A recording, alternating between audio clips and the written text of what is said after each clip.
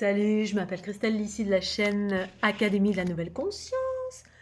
Alors, on va parler aujourd'hui de comment éveiller la conscience très facilement à l'aide de quelques petits exercices en lien avec les précédentes vidéos où je parle d'intérieur et d'extérieur, d'unité et de séparation. Inspire, expire, c'est toujours la même chose en fait. Soit on est tout le temps à l'extérieur, on est on n'est pas dans l'unité, dans le sens, alors, on peut être dans l'unité et être à l'extérieur, mais être dirigé et manipulé par l'extérieur qui nous empêche de vivre notre unité. Cet extérieur qui nous stimule, qui nous excite, qui nous manipule, qui vient agiter notre mental dans tous les sens. Et donc dans ce contexte-là, je voulais vous donner quelques petites astuces, mais une en l'occurrence que j'en ai déjà partagé plein à travers mes formations en l'occurrence. Une petite astuce en lien direct avec ce qu'est l'unité et comment revenir à son unité qui implique, qu'est-ce que ça implique finalement l'unité pour moi.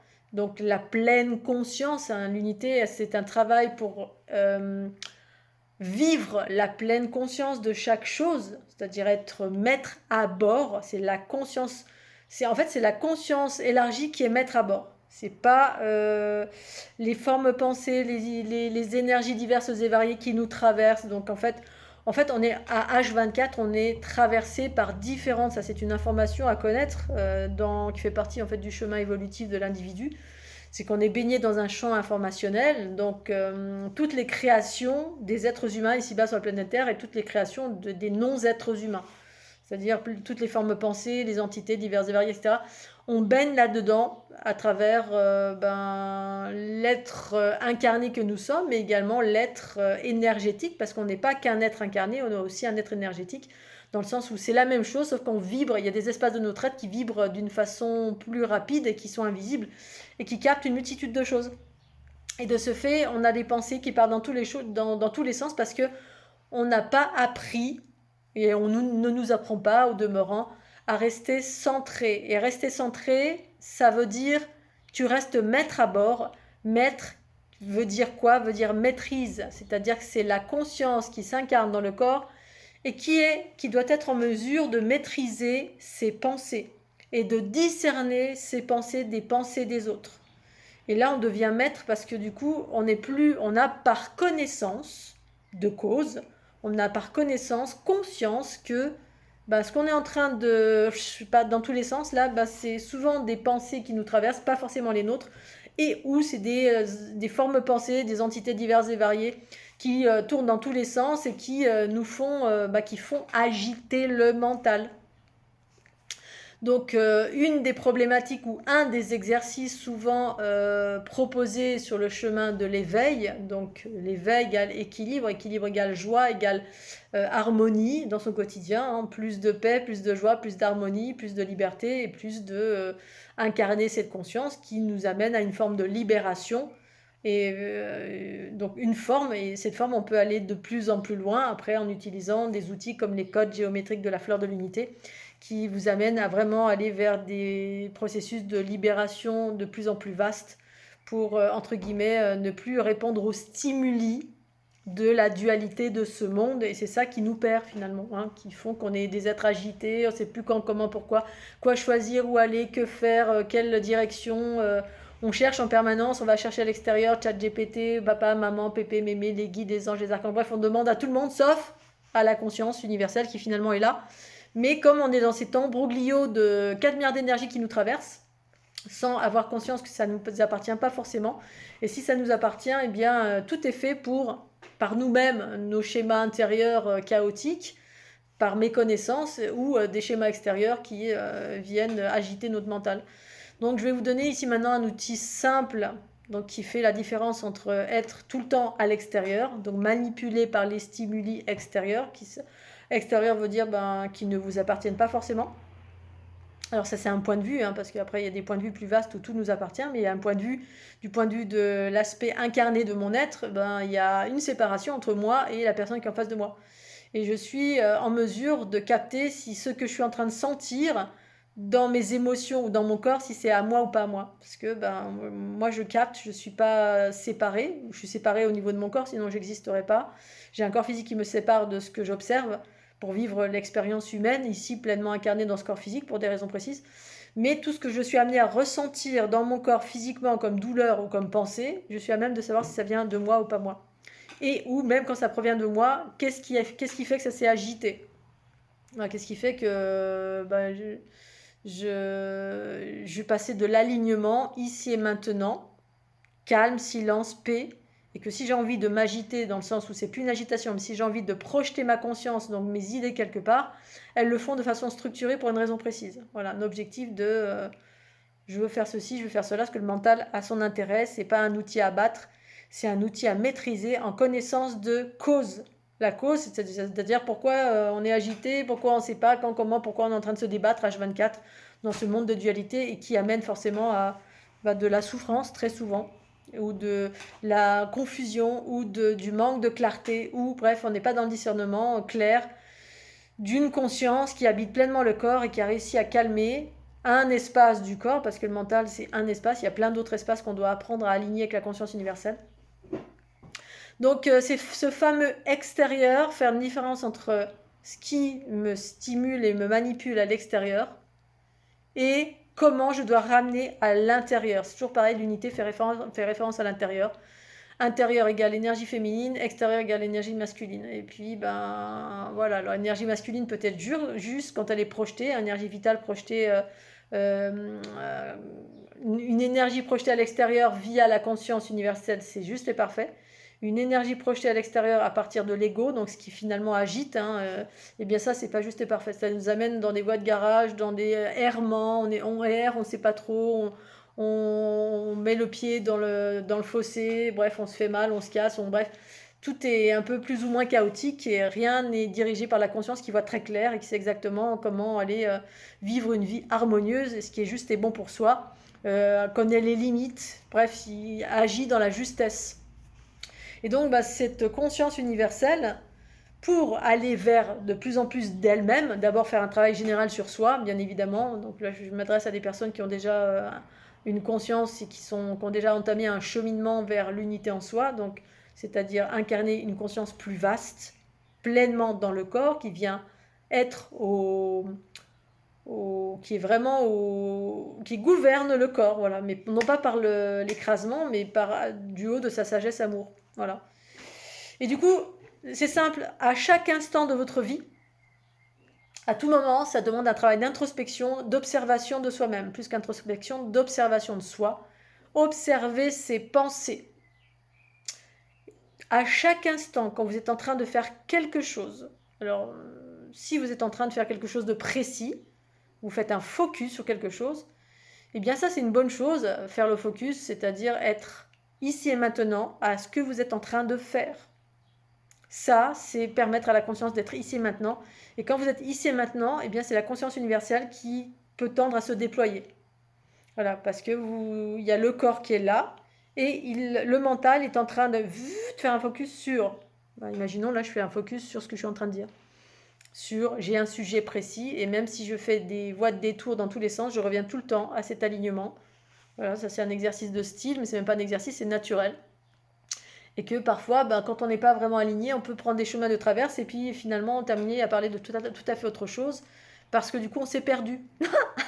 Et c'est ça le mental égotique. Donc égotique veut dire quoi? Veut dire c'est des différentes formes, pensées, croyances limitantes, croyances enfermantes, derrière des mémoires du passé, des influences du présent, des entités diverses et variées qui sont collées à vous à l'intérieur dans vos différentes structures énergétiques, bref, qui viennent faire ça, qui viennent voilà, qui viennent brouiller les pistes, flouter en quelque sorte la conscience claire qui est calme, qui à un moment donné, elle se pose, elle respire, ou même elle peut être très rapide, parce que moi je peux être très très consciente et en ultra accéléré, comme un rayon laser, à savoir exactement quand, comment, pourquoi, qu'est-ce qui est bon, ce qui est juste, et ce quoi penser, ce par quoi je suis traversée. Bref, ça peut être très, très rapide, supramental, très rapide et très clair, et voilà, il n'y a pas à tergiverser. Voilà, c'est ça, ça et ça comme ça. Voilà, bon.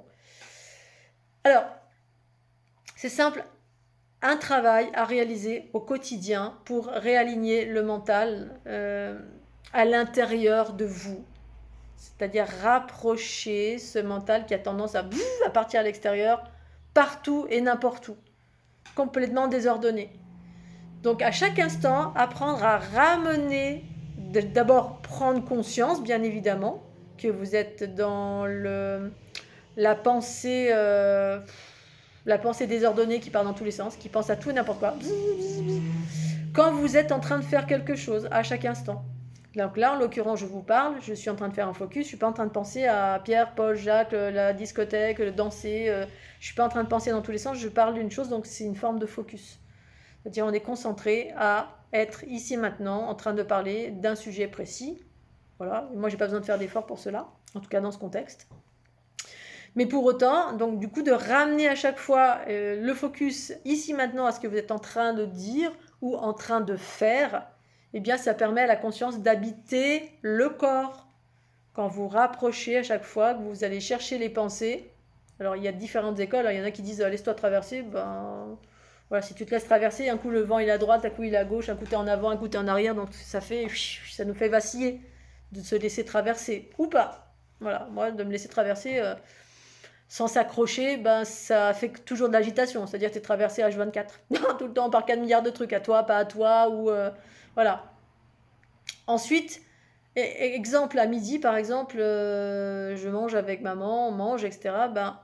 Quand les pensées partent dans tous les sens, c'est-à-dire vous n'êtes pas à ce que vous faites, eh bien vous vous appliquez à chaque fois à ramener les pensées, à les ramener et les inviter à être ici et maintenant, à s'intéresser ici et maintenant à ce que vous êtes en train de faire.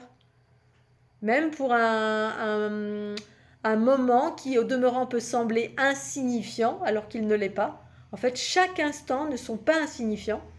Mais si on n'est pas ici maintenant à chaque instant à ce que nous sommes en train de faire, eh bien on devient des robots. C'est-à-dire que le corps, à travers cet ego agité qui part dans tous les sens, on est en train de manger, mais en même temps on n'est pas en train de manger, on est en train d'être un robot qui avale des trucs, donc on ne sait même pas ce qu'on mange, on sait même pas, on n'est pas ici maintenant dans son corps.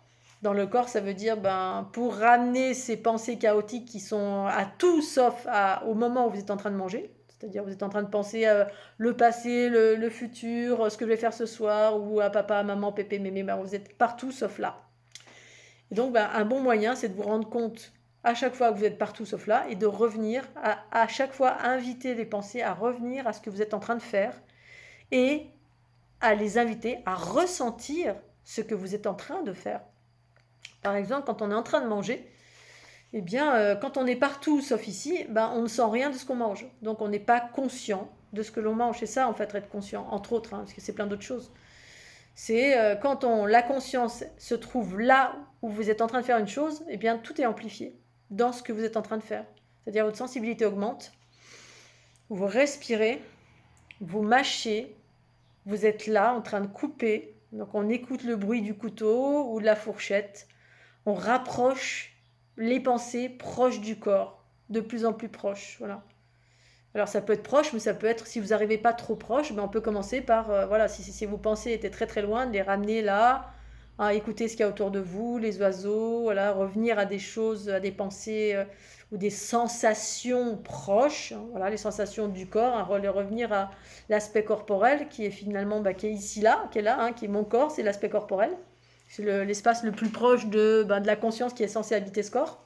Enfin, habiter, parce elle habite partout la conscience, mais l'idée c'est que ce corps devienne conscient. Parce que tant qu'il n'est pas conscient, il est en mode robot ou en mode autre chose, mais pas conscient. Il est en mode, oui, la plupart du temps, c'est robot. On mange, on a vite fini de manger, puis ah bon, j'ai déjà fini de manger, on s'est même pas rendu compte. T'as senti ce que t'as mangé? Bof. C'était bon? Bof, je sais pas. C'est quoi que t'as mangé? On se souvient même plus ce qu'on a mangé. Parce qu'on n'était pas conscient. C'est-à-dire, en gros, on n'était pas là. On était ailleurs, on mangeait, en train de penser à faire ses courses, ceci, cela.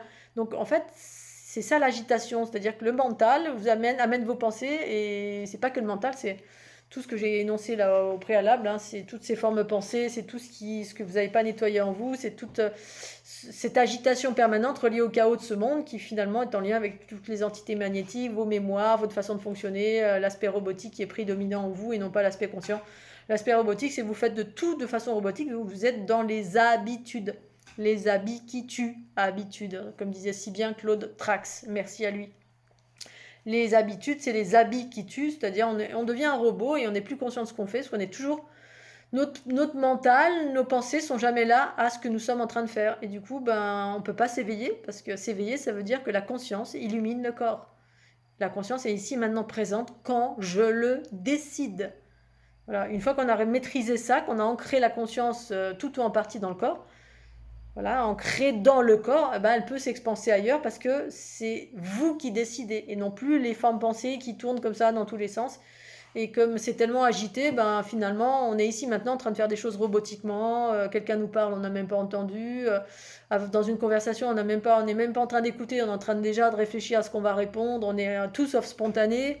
Ou alors on a un robot qui crée des habitudes, c'est-à-dire on est en mode robot, c'est-à-dire une conscience très basique et voilà, on n'est jamais dans la vraie vie qui implique un renouveau permanent et joyeux, heureux et vivant. Non, tous les jours c'est la même heure, 8 heures, on mange, midi pile poil on mange, et puis si on sort des habitudes, oh là là, on est perdu, parce que bah, on n'est tellement pas conscient que on est tellement habitué à fonctionner en mode robot.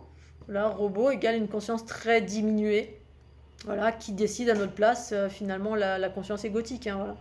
Qui aime bien les trucs qui sont en mode Ouroboros. On fait toujours la même chose sans réfléchir vraiment, sans être vraiment conscient. Voilà, du coup on loupe tout ce qui peut amener à, bah, quand tu es en train de manger que tu es conscient, mais en fait, chaque instant est orgasmique. C'est-à-dire que d'un coup, oh, ce que je mets dans ma bouche, oh c'est bon, oh là on prend conscience, on fait union-fusion avec ce qu'on est en train de manger, la tomate, bref, chaque chose devient une célébration. Parce que la conscience, elle célèbre la vie. Alors que le robot, il célèbre rien du tout, c'est le chaos H24. Il est toujours en train de penser à la peur, la survie, mes factures, mes enfants, on est devant, on est derrière, on est sur les côtés, et tout ça, c'est un gros bordel. Et au final, on a fini de manger, puis voilà, et en fait, c'est la télé qui fait comme ça, c'est le brouillard total. Et on n'a pas été dans l'extase et la célébration et la gratitude de ce qu'on était ici maintenant en train de faire. Et la gratitude, et en plus de cette conscience, se déploie un amour immense qui se déploie ici maintenant dans chaque instant. Voilà. Il se déploie l'amour, il se déploie la gratitude, il se déploie la découverte. Oh, je suis en train de manger un truc, ouais, c'est génial. Oh là là, je prends le temps d'écouter, de respirer, de ressentir le goût dans ma bouche. Je suis en train de ressentir la texture, je suis en train de ressentir, là, ce que je suis en train de sentir dans mes narines, là, le thym, le romarin, là. Quand je parle avec ma maman de tout ça, t'as senti, là, c'est extraordinaire. Moi, à chaque fois, c'est un festival d'amour, de joie, des papilles qui explosent dans tous les sens parce que je suis bien plus consciente. Et ma maman, non, je sens rien. Non, on mange comme ça, hyper rapide. On a englouti comme un chien qui a rien senti, puis qui redemande un corps parce qu'on est vide finalement, parce qu'on n'a rien à conscientiser. Donc vous n'avez rien mis dans votre corps, parce que l'idée de manger, c'est pas de manger, c'est de ressentir de la joie. L'idée de la conscience universelle, c'est de ressentir l'amour et la joie. D'où l'intérêt de cultiver la conscience à chaque instant, parce qu'il en découle de l'amour et de la joie tout le temps, et de la connaissance. Voilà, on approfondit, ah waouh, ouais, en fait c'est génial, le fruit là, il est mûr, il est bio, il est rempli d'amour, il est... Voilà, puis aussi bien que quand vous devenez plus conscient ici maintenant à chaque instant, vous allez vous rendre compte de ce qui est pas bon aussi. C'est-à-dire que quand on n'est pas conscient qu'on est agité dans tous les sens, bon, on peut vous faire manger du caca, on n'a rien senti, on s'en fout, hein. On peut enrober du caca, on met de la vanille, et puis on dit que c'est du Nutella, et puis voilà, on met une pâte à base d'excréments, et puis on dit que c'est du Nutella, puis on va trouver ça très bon, on va mettre un petit peu de sucre dedans, ou beaucoup, pour que ça couvre le caca. Et quand on n'est pas conscient, on s'en fout, on mange. Alors quand vous devenez conscient, vous allez voir que la différence, c'est-à-dire à un moment donné, vous allez sentir véritablement ce que vous mettez dans votre bouche, parce que vous commencez à vous intéresser à ce qui se passe ici maintenant. Donc là, je prends en référence le moment de manger. Voilà. Plutôt que d'être tout le temps à droite, à gauche dans l'agitation. Alors, on peut commencer par manger seul pour devenir conscient. Et ensuite, on peut manger à plusieurs. On peut être conscient et manger à plusieurs. Mais quand on mange à plusieurs, bon ben voilà, s'il s'agit de faire un choix entre la célébration de ce que vous êtes en train de manger et la célébration de l'autre. Mais à un moment donné, on peut faire les deux, plus ou moins. L'idée, c'est de écouter comment ça se passe à l'intérieur de vous. Voilà, il y a des gens qui ont besoin de manger dans le silence, d'autres qui peuvent manger en étant pleinement conscients et en partageant on a un repas partagé avec quelqu'un. Et moi, chaque chose va être importante, à son importance. C'est pour ça que j'aime bien, dans mon repas, j'aime bien mettre de l'harmonie parce que c'est ça qui réside à l'intérieur de moi. C'est ça voilà, qui réside, dont j'ai besoin, duquel je me nourris à l'intérieur de moi comme à l'extérieur. Donc je vais faire une belle table, mettre des belles couleurs, avec de la géométrie, avec un couteau comme ceci, coupé vraiment très harmonieux, un joli verre. Je veux que tout soit beau parce que cette nourriture, la beauté est aussi une nourriture, quelque chose qui élève en fait. Hein. Outre la nourriture, c'est quelque chose qui élève. Et quand on fait pas attention à rien, puis qu'on mange comme un chien fou qui juste remplit son estomac et sans avoir senti ce qu'il a mangé, l'instant d'après il en veut encore, bah en fait vous êtes pas du tout conscient, vous êtes juste un estomac sur pattes qui se remplit parce que derrière il y a des formes pensées qui font ah manger, manger, manger, il y a des archétypes de la survie qui sont derrière ou qui avalent, mais qui avalent, voilà, c'est un vide sans fond en fait.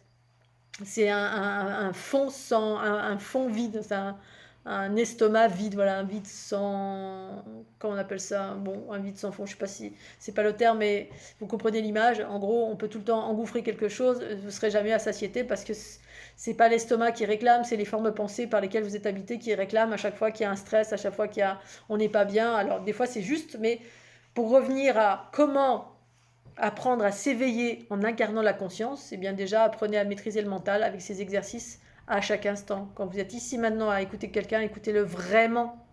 Pas, ne soyez pas dans la joute verbale, il y a tout le temps se dire ah oui, oui, alors rebondir sur ah oui, je vais dire ça, il va dire ça et on va se dire ça. Bref, dans ce mental tout le temps qui est en anticipation, qui part dans le passé, qui part dans le futur, qui est en agitation totale.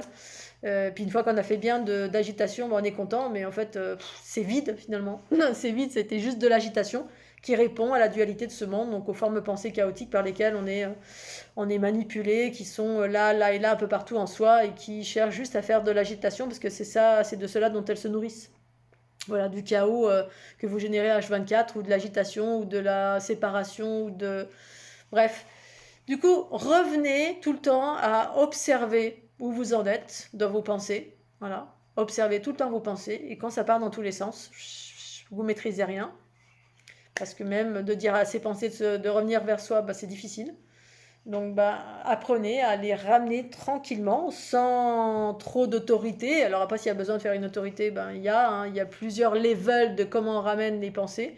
Il y a plusieurs possibilités. Il y a des mantras, il y a des visualisations, il y a des conscientisations. Comme là, pour moi, c'est plutôt une conscientisation. Et puis agir en conséquence. Voilà, tu t'imagines que dans tous les sens là, tu es là en train de faire quelque chose, tu dessines, eh bien tu ramènes ta conscience à tes mains qui sont en train d'utiliser le stylo qui est en train de toucher la feuille, utilise la respiration pour respirer profondément, lentement ou plus rapidement selon ce que tu es en train de vivre pour calmer ce mental et le maîtriser au fur et à mesure qu'on est ici maintenant dans l'instant présent de ce que l'on fait. On devient conscient. Conscient, ça veut dire que la conscience commence à habiter le corps et maîtriser l'agitation du corps. Le corps égale un corps organique qui est aggloméré avec des formes pensées magnétiques desquelles on est composé dans nos différentes structures énergétiques, des mémoires diverses et variées, des influences diverses et variées. Vous êtes avec quelqu'un d'agité.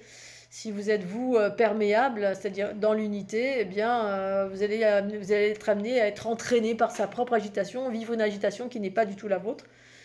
Recentrez-vous dans le corps, parce que le corps c'est votre enclume, c'est une forme d'ancrage, mais c'est l'ancrage de la conscience. Voilà, l'idée c'est d'ancrer la conscience, pas l'astral, pas faire des racines sous les pieds, c'est ancrer la conscience dans le corps, c'est elle qui maintient les rênes. Mais c'est elle qui est reine et souveraine, c'est la conscience universelle du principe féminin qui s'ancre dans le corps, qui est votre aspect masculin, qui est là sur la planète Terre, qui est fait d'énergie vitale en majorité, mais pas que, et d'aspect organique, aspect matériel, en lien avec les énergies de ce monde, mais qui la plupart du temps est manipulé par ces énergies, les énergies de dualité de ce monde. Voilà, dans tous les sens, on est traversé. Le corps, il comprend rien, et puis il est agité dans tous les sens. et ils se posent pas les bonnes questions. Et donc du coup, tous ces exercices, c'est simple. Vous êtes ici maintenant, ne serait-ce que pour manger, ne serait-ce que quand vous faites vous brossez les dents, eh ben, rentrez dans votre bouche, soyez dans votre mouvement. Si vous n'y arrivez pas, respirez en même temps. Et à chaque fois que la pensée part, ramenez-la. Il s'agit de prendre conscience aussi, parce que très souvent, on ne se rend même pas compte, hein, on est là. On a tenu même pas une minute, de 10 secondes. Au début, on ne tient pas beaucoup, hein, on est ici maintenant. Hein, on sent les poils de la brosse à dents qui sont dans la bouche. On salive, on fait glou glou glou glou pour rincer la bouche. Tout ça, essayer d'être présent. Mais c'est vrai qu'au début, quand on entame ce genre d'exercice qu'on n'a pas l'habitude, ben, on tient voilà, 2-3 secondes. Ensuite 4, puis 5, puis une minute. Puis plus on le fait, c'est un exercice vraiment comme veut faire sa gym, hein, de muscler ses muscles. C'est un exercice à faire au quotidien. Moi, j'ai commencé par ça. En l'occurrence, j'ai utilisé des mantras. Dans mes formations, je donne des outils comme faire le carré, etc. Ben, bref, il y a toutes sortes de choses qui existent. Mais ça, c'est un exercice simple, mais ça demande des efforts au quotidien. Et ça prend du temps, plus ou moins, selon où vous en êtes, qui vous êtes, comment vous fonctionnez. Mais ça demande des efforts. C'est pas juste en allant voir quelqu'un qui va vous calmer votre mental, non. Parce que des fois, voilà, c'est souvent issu d'entités diverses et variées, mais on est tous blindés d'entités, hein, de formes de pensée diverses et variées. C'est pas un truc qui doit faire peur. C'est plus ou moins important, mais la plupart du temps, on est aggloméré avec ça. Et moi, c'est pour ça que je regardais des vidéos sur le voyage astral, parce que j'ai rencontré des gens qui perçoivent ça et pour qui c'est naturel et pour qui c'est pas un problème, parce qu'ils ont compris qu'on était, voilà, on est un espèce d'agglomérat de tout ça, et que moi, pour ma part, dans mon contexte, voilà, j'absorbe, je transforme tout ça, même si, voilà, c'est mon quotidien et c'est pas toujours évident, et d'où la nécessité d'avoir, comment dire, des pratiques de chaque instant qui ensuite s'instaurent. Puis une fois que c'est instauré, ben, c'est plus simple, ça devient un automatisme. Le corps est automatisé à la force de vos pratiques, mais avec des bonnes pratiques. Hein. La routine, alors j'aime pas tellement ce terme, c'est un peu ça. C'est avoir sa routine du quotidien qui ensuite, on a même plus, ça devient plus une routine, c'est le corps, il a été reformaté dans un schéma issu de la conscience universelle, non pas un schéma ces fameuses habitudes qui nous endorment et qui font de nous des robots pour conduire, pour brosser les dents, pour manger. On est des robots, on est plus présent en fait. Hein. Du coup, on est complètement emporté par nos pensées, par notre quotidien, par ceci et cela, plutôt que d'être ici et maintenant. On peut faire exactement la même chose, mais d'une façon bien plus claire, bien plus de clarté, bien plus de conscience, bien plus d'amour, bien plus de sensations. Voilà, parce que la conscience, une conscience plus large, habite le corps et du coup, on devient plus sensible avec en plus une notion d'amour qui est bien plus vaste. Voilà. Alors la sensibilité elle devient exacerbée, mais il y a davantage d'amour parce que la conscience qui s'élargit est empreinte d'amour. En tout cas, la conscience cosmique à laquelle je fais référence, qui fait partie en fait de cette énergie du principe féminin qui s'ancre dans le corps, qui est essentiellement l'enclume, l'énergie masculine ici-bas sur la planète Terre. Notre lien à la matérialité en tout cas. Donc voilà, petit exercice, vous mangez, vous brossez les dents, vous êtes en train de parler, vous ramenez vos pensées, dès que vous arrivez à conscientiser que la pensée elle est partie, ramenez-la. Et ainsi de suite, ramenez-la, parce que ça repart tout le temps. Parce qu'on se rend, au début, on n'est pas très conscient, donc on est toujours en train de partir, mais on ne se rend même pas compte qu'on est loin, qu'on est ailleurs, qu'on est demain, qu'on est à la retraite, qu'on est... bref, et on s'en rend même pas compte. Voilà, c'est comme la petite chanson qu'on a entendue dans la boutique, et on ressort avec la petite chanson, on est là, on ne sait même pas d'où ça vient. D'où elle vient être conscient, ça veut dire que vous allez vous rendre compte d'où vient chaque chose. Voilà, souvent, les êtres ne s'en rendent même pas compte. Voilà, on rentre dans une boutique, on est manipulé par un truc qui est là, hein, comme plein de choses qui existent sur cette planète. Hein. Hier, j'ai fait un vide-grenier.